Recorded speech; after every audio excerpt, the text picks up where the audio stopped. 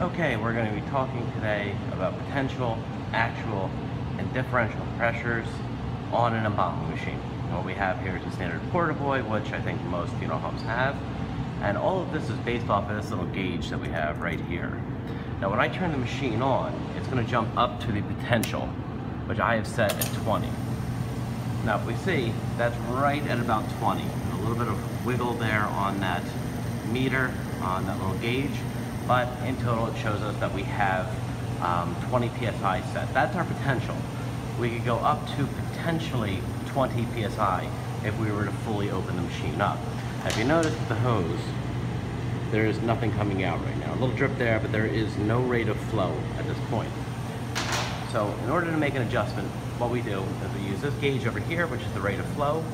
Our meter to the right actually adjusts that pressure.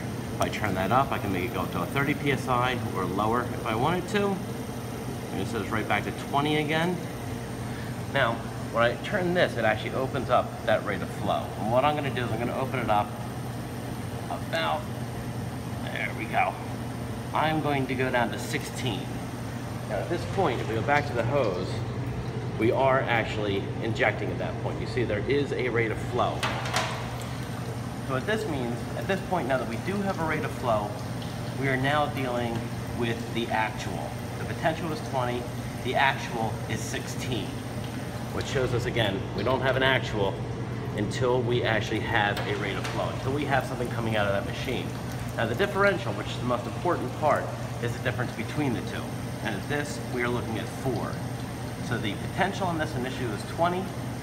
When we turned on the machine, we went to the actual, which is 16, and the differential, which shows us how fast we are actually injecting, is at 4, which is just the difference between the two.